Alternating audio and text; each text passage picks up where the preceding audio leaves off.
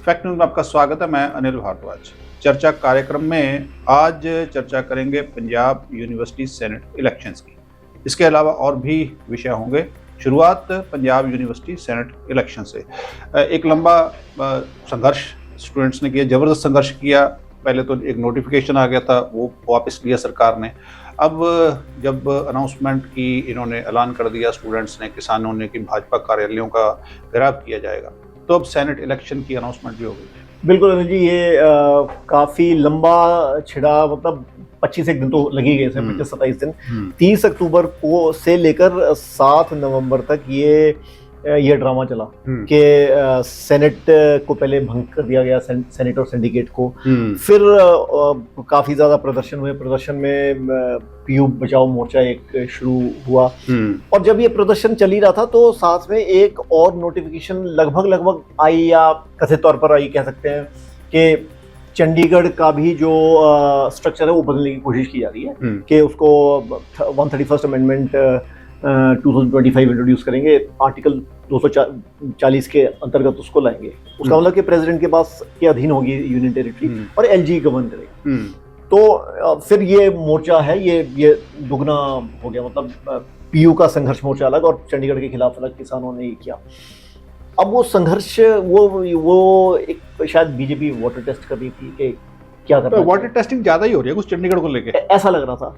और उसमें उसके जो 26 नवंबर को जो पीयू में बंद किया स्टूडेंट्स ने, हालांकि वो कमजोर सा था, मगर जो सेक्टर 43 में दुशहरा ग्राउंड में था वो ज्यादा बड़ा आंदोलन था। उसके बाद सडनली कुछ ऐसा हुआ कि कल 27 तारीख को चांसलर ने लेटर इशू किया वाइस चांसलर को कि सेनेट के इलेक्शंस होंगे।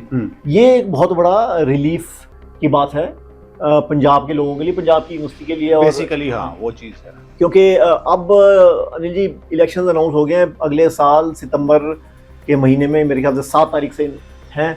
अब ये प्रिंसिपल्स के लिए जो स्टाफ है और जो बाकी जो फैकल्टी मेंबर्स हैं, जो इलेक्शंस अलग अलग होते हैं कॉन्स्टिट्यूएंट, वो देखिए अब चुनावी गर्मी जो है ना वो शुरू होने वाली है। ये सेनेट का हो गया, अभी पंजाब में तरन तारण का बाई इलेक्शन होके गया है। उसके बाद अब जो है वो पंचायत समितियों की और बाकी वो भी अनाउंसमेंट आज हो गई है। तो ये अब पंजाब सेनेट का अनिल जी अभी 9-10 अभी टाइम है, लेकिन एक चीज है कि प्रक्रिया में वो बात आती है। इसके साथ ही मौसम ठंडा हो गया। मौसम तो काफी एक तरह सर्दी शुरू हो गई है। सर्दी शुरू हो गई है। अब जब अखबारों में खबरें आनी शुरू हो जाएगी, coldest day in Narnaul, coldest day in Amritsar या फरीदकोट, तो इसका मतलब कि आपको ठंड लग रही है। मतलब वो जो फ्रिज के निचले हिस्से वाली सर्दी रात को होती है बिल्कुल बाहर होती है। हाँ, वो बाहर होने लगी। अब धीरे धीरे जो अब वो चीजें भी आएंगी सामने के, आग जला के बैठना, अंगीठी सेकना, हीटर करना, वो तो खैर उसको टाइम अभी अनिल जी ये बहरहाल पता नहीं लग रहा है कि ये जो सर्दी है इसका प्रकोप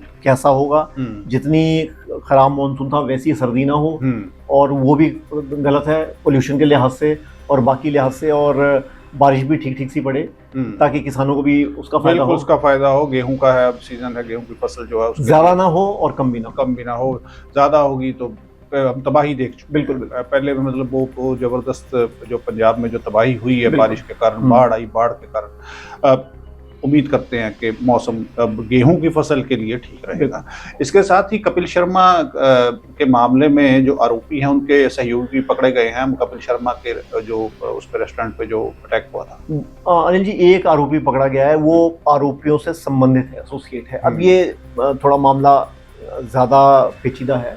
बंधु मान सिंह नाम का एक व्यक्ति, और एक वो इस सिलसिले में उनको गिरफ्तार किया गया है। 3 बार कपिल शर्मा के रेस्टोरेंट पे गोलियां चली थी कनाडा में। तो अब वो पकड़ा गया है, और ये गोल्डी ढिल्लों की गैंग से संबंधित है। इससे ज्यादा कोई जानकारी नहीं, मगर ये है कि कपिल शर्मा के लिए रिलीफ की बात है। और ये जो भी कनाडा में हो रहा है, और भारत ने भी कनाडा की सरकार को अवगत किया है कि जितने भी वहाँ गैंगस्टर्स हैं जो खासकर एंटी इंडिया काम कर रहे हैं, उन पे नकेल कसी जाए। वो चीज़ है।